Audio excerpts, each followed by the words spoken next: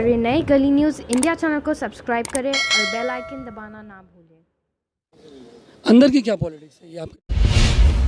नहीं, शायद आप थोड़े बददिमाग भी हो, पत्रकार हो लेकिन थोड़े बददिमाग हो, क्योंकि ये तो होना ही था, हाजी अरफात को रिजाइन करना था। ये एक आड़ है, आपने एक आड़ ली है। देखिए अभी शिवसेना की गवर्नमेंट आएगी, आई हुई है, तो वो लोग अपने लोग को लाएंगे। इससे पहले मुझे निकाले तो हाजी अरफात ने एक बहुत बड़ा पॉलिटिकल गेम खेला। हाजी अरफात भी बहुत मास्टर है। जैसे आपने हमको कहा कि बददिमाग है, वैसे हम आपको बहुत मास्टर कहते हैं कि मास्टर माइंड आदमी हूँ। आपने उनके बॉल फेंकने से पहले आपने बॉल खरा है। तो ये आड़ नहीं थी, मस्जिद की आड़, ये माइनॉरिटी वगैरह ये सब कुछ भी नहीं। डायरेक्ट मतलब आपने आज हाजी अरफात एक शख्सियत था मनसे के टाइम पे, शिवसेना के टाइम पे, बीजेपी के टाइम पे है। वापस 2 बार बोलिए है। मैं भी बोलता है। तो आज हाजी अरफात को पेपर के ऊपर क्यों आना पड़ा? हाजी अरफात तो ऐसा था कि अगर मस्जिद बनाए तो वहाँ खड़ा हो जाता था और बोलता था कि भाई ये लीगल है यहाँ। हाजी अरफात तो वन मैन शो था। हाजी अरफात वन मैन शो है, तो हाजी अरफात ने शिवसेना का सहारा क्यों लिया कि भाई ये गवर्नमेंट मेरी बात नहीं सुन रही? होगा। हाजी अरफात कब से पेन पकड़ने लगा है? कभी कभी डंडा उठाने वाला आदमी और हाजी अरफात पेन लेने वाला। कभी तुम्हारे को ऐसा लगा कि अभी तो यार शिवसेना आ गई, क्योंकि बीच में बीजेपी थी, शिवसेना थी, बीजेपी, तो कहीं हाजी अरफात के दिमाग में ऐसा नहीं था अरे अब मेरा क्या होगा, मेरा क्या होगा, अभी शिवसेना? लोग आपको है ना अपॉर्चुनिस्ट कहते हैं कि हाजी अरफात एक अपॉर्चुनिस्ट आदमी है, मौका देख के चौका मारता है। मनसे से देख के चौका मार के आप शिवसेना में गए, फिर वहाँ से छक्का मार के आप बीजेपी में एक संवैधानिक पोस्ट आपने। थोड़ी आखिरी बात, बहुत लंबा हो गया है। मनसे, शिवसेना, बीजेपी, अब क्या इरादा है आपका? क्योंकि अभी बीजेपी की गवर्नमेंट नहीं, अब कहाँ जाएंगे आप? हर नेता को देखिए सवाल अच्छा नहीं लगता है। नहीं, कैसा जमीन पे ही रहो, अच्छा है, आपके लिए भी अच्छा है। जमीन पे रहा करो और जमीन पे रहकर अल्लाह ने आपको एक हुनर दिए, एक अच्छी बात आप रखते हो। आपको पूरा महाराष्ट्र नहीं, पूरे मुंबई के सभी बड़े लोग, जिसमें मैं भी एक शामिल हूँ, जो देखता है, सुनता है, पढ़ता है कि जिस तरीके से आप अपनी बातें रखते। दोस्तों अस्सलाम वालेकुम। दोस्तों अभी भी हाजी अरफात शेख जो महाराष्ट्र स्टेट माइनॉरिटी कमीशन के चेयरमैन थे, अभी भी उन्होंने जो है राजीनामा दिया है। थोड़ा नाराज़ बता रहे हैं इनके राजीनामा में। ये देखो, ये बहुत बड़ा, इतना बड़ा राजीनामा इन्होंने लिखा है, 3-4 पेज का। पढ़ते पढ़ते हमको भी आधा घंटे लग गए। मगर इसमें लास्ट की एक मुद्दे की पॉइंट ये है कि इन्होंने जो है आरोप लगाया शिवसेना सीएम को पे, उद्धव ठाकरे पर आरोप लगाया कि वो माइनॉरिटीज़ के लिए वक्त नहीं देते। बात करते हैं हाजी अरफात जी से, पॉइंट टू पॉइंट बात करेंगे। हाजी अरफात जी, क्यों रिज़ाइन दिया आपने माइनॉरिटी चेयरमैनशिप से? देखो सलीम भाई, बिल्कुल आप लोग सब जानते हो कि पिछले 1.5 साल पहले मुझे अल्पसंख्यक आयोग का अध्यक्ष बनाया गया। अध्यक्ष बनाने के बाद मैंने उस तत्कालीन मुख्यमंत्री देवेंद्र जी से बात की, विनोद तावड़े जी से बात की, और पूरे महाराष्ट्र का 36 जिले का दौरे के लिए निकल पड़ा कि अल्पसंख्यक समाज की समस्या क्या है। वो समस्या जानने के लिए, उनके हल करने के लिए 36 जिले का मैं दौरा, आयोग अपल्या दारी, उस दौरे का मैंने नाम दिया और पूरे महाराष्ट्र के दौरे पे निकल पड़ा। 36 जिले में से 28 जिले मैंने कंप्लीट किए।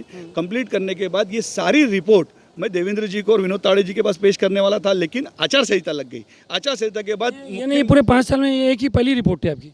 5 साल नहीं, मुझे 1.5 साल हुआ ना बन के गवर्नमेंट के अंदर। मैं जब चार्ज लिया तो उसके बाद ही मैं बात करूंगा ना। जब 1.5 साल हो गए। 1.5 साल हो गया। 1.5 साल की पहली रिपोर्ट। 1.5 साल के अंदर जब हम जाते, 5 साल में नहीं था, मैं 1.5 साल था। 1.5 साल के अंदर आखिरी के 5 महीने में पूरे महाराष्ट्र के 36 जिले का दौरा कर रहा था।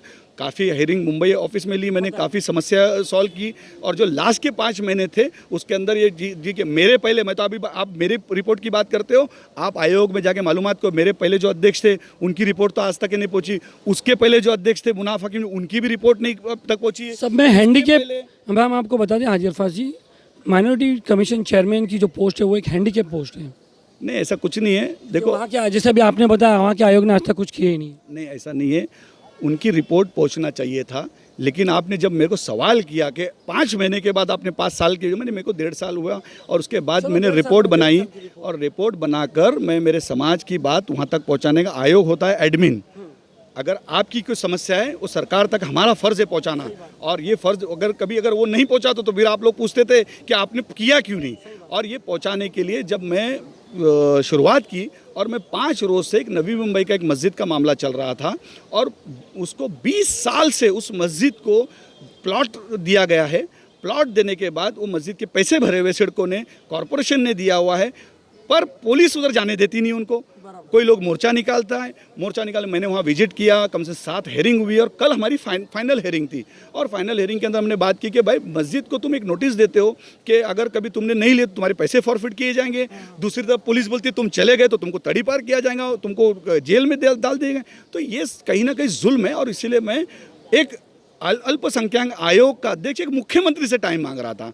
बार बार 5 दिन से मैं मुख्यमंत्री कार्यालय के अंदर फ़ोन कर रहा था, हमारे कार्यालय से शुरू से हमारा फ़ोन कर रहा था, सरफराज करके हमारा पदाधिकारी हमारा सचिव है वो फ़ोन कर रहा था, मैं काफ़ी हमारे ज़मीर शेख करके सेक्रेटरी है वो फ़ोन कर रहे थे, लेकिन कहीं से भी टाइम नहीं दिया जा रहा था। आज मैं खुद वहाँ पे पहुँचा, मैंने मुख्यमंत्री कार्यालय के वहाँ गया तो कैबिनेट शुरू थी। कैबिनेट के बाद मैंने पूरी कोशिश की कि उनको 28 जिले की पूरी रिपोर्ट दूँ। मुझे पोस्ट जाने के अंदर पोस्ट के लिए नहीं, अगर मैं मेरे समाज का काम नहीं कर सकता तो इस पोस्ट का मैं करूँगा क्या। मैं समाज के हित के लिए इस जगह पे आया, ये मेरी कोशिश रही और आगे भी कोशिश रहेगी। तो लेकिन उनके पास टाइम नहीं था तो मैं वहाँ पे उनके भूषण गगरानी जो सेक्रेटरी है उनके पास गया, उनको मैंने पूरे 28 तो ऑफिशियली चैनल से भी सबमिट होती है ना हाजी अरफात जी, आपको एकदम हाथ में क्यों देना था? नहीं, मुख्यमंत्री ऑफिशियली एक चैनल होता है कि आयोग जो है एक सबमिट करता है सेक्रेटरी। नहीं, शायद आप थोड़े बददिमाग भी हो, पत्रकार हो लेकिन थोड़े बददिमाग हो, क्योंकि अगर सीएम के अगर पास हम देंगे तो सीएम उसके ऊपर रिमार्क करता है, उसके ऊपर ध्यान देता है और उसके ऊपर जब सीएम का रिमार्क आता है, उनकी सेक्रेटरी का रिमार्क आता है तो जिस कंसर्न जिस डिपार्टमेंट का, पुलिस का काम हो तो पुलिस के वहाँ रिमार्क करके जाएगा, वक्फ बोर्ड का काम है तो वक्फ बोर्ड के डिपार्टमेंट में जाएगा, मौलाना आज़ाद का तो मौलाना आज़ाद के डिपार्टमेंट में जाएगा, माइनॉरिटी को तो माइनॉरिटी के डिपार्टमेंट जाएगा, जैन समाज की समस्या तो जैन समाज का जो डिपार्टमेंट, हर एक समाज के अपने अपने डिपार्टमेंट है, उस डिपार्टमेंट को सीएम रिमार्क कर सकता है, बाकी कोई नहीं कर सकता। अभी इनका मंत्रिमंडल तो 8 दिन भी इनकी सरकार को बन के 8 दिन भी नहीं हुई और आपकी शिकायत चालू हो गई। 8 दिन नहीं हो गया, 8 दिन 10 दिन 15 दिन हो गई, जो भी हो गई है। तो और आपने भी एक दिन आपने एक मिनट शिकायत बना दी। आप सुबह खाना खाते हो, रात में भी खाना खाते हो।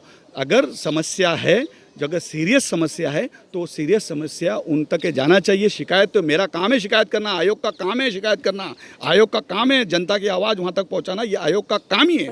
और वो आवाज़ पहुँचाने के लिए मैं वहाँ पहुँचा, बिल्कुल पहुँचा। और जब जब बात रहेगी, ये तो अभी ठीक है हमने ये शुरुआत की है, लेकिन ये इंशाल्लाह ताला हाजी अरफात की ज़बान को कोई नहीं रोकता है। इस जग में जितने जुल्म नहीं उतने सहने की आदत है, इस जग में जितने जुल्म नहीं उतनी सहने की आदत है।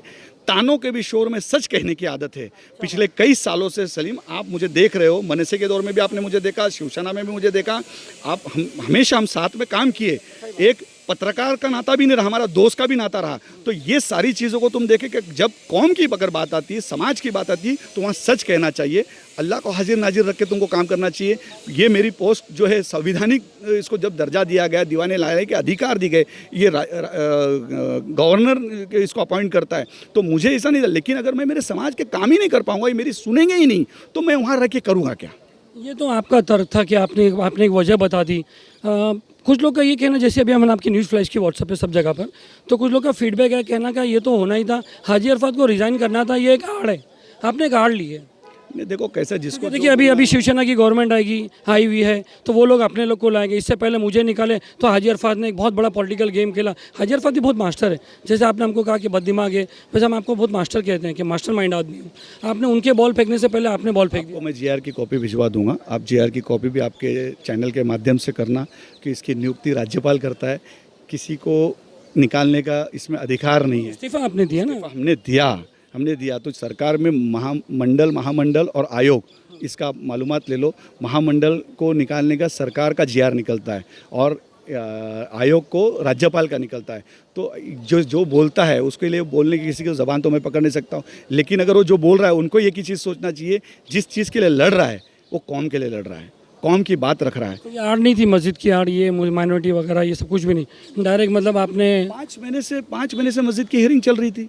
मेरी रिपोर्ट 5 महीने की है, कल की नहीं है रिपोर्ट, सरकार कल नहीं है ये रिपोर्ट, तो मैं फिर उसमें लिखा भी हूँ। और उस हाजी अरफात, आज हाजी अरफात एक शख्सियत था, मनसे के टाइम पे, शिवसेना के टाइम पे, बीजेपी के टाइम पे है, वापस 2 बार बोले है, मैं भी बोलता है।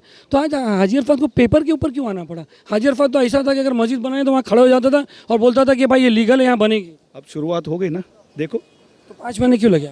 सरकार के पास था कि भाई ये सरकार आई है, आपने सरकार के पाले में डाल दिया, सरकार मेरी बात नहीं सुन रही। बात का सरकार तिगाड़ी हाजी अरफात तो वन मैन शो था, हाजी अरफात वन मैन शो है, तो हाजी अरफात ने शिवसेना का सहारा क्यों लिया कि भाई ये गवर्नमेंट मेरी बात नहीं सुन रही? देखो कैसा है, जो सरकारी जो मस्जिद के लिए जो पुलिस ने अड़थड़ा डाल के रखा है नवी मुंबई के अंदर, बहुत सारे जो सरकार के पॉलिसी वाले जो काम होते हैं, बाकी के काम तो मैंने किया, उसमें कोई नहीं। जब शोलापुर के अंदर उर्दू भवन के लिए 8 करोड़ रुपए देना था, मैंने दिया।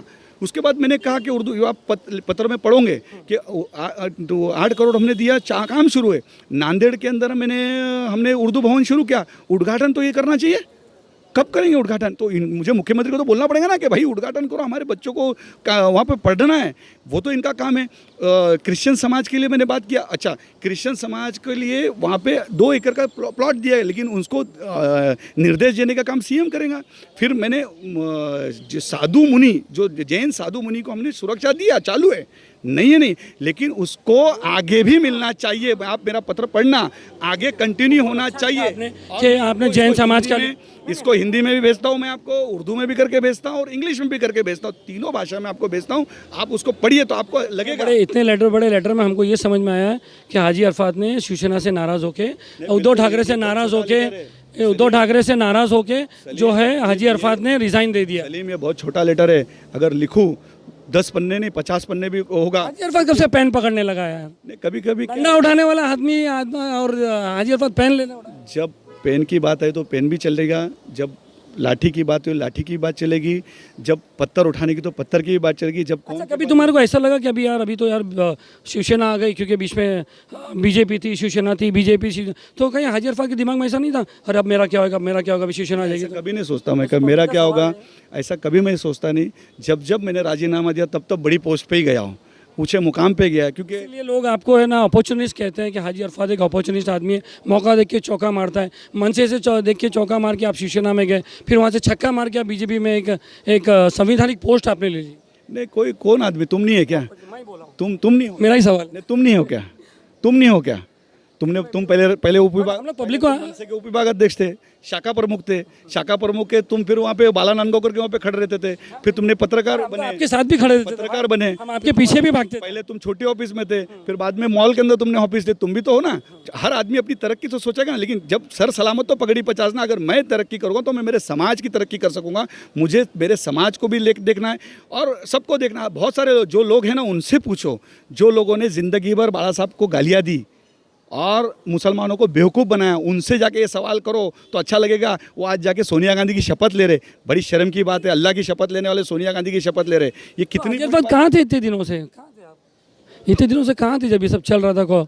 शिवसेना मैं तो देख रहा था, मेरे कार्यालय में बैठ के लोगों के काम कर रहा था, दरगाहों के, मस्जिदों के, मदरसों के, कब्रस्तानों के काम कर रहा था। मैं कोशिश कर रहा था कि ज़्यादा से ज़्यादा मैं काम करूँ, कोशिश कर रहा था और इंशाल्लाह ताला आगे भी कोशिश करता रहूँगा।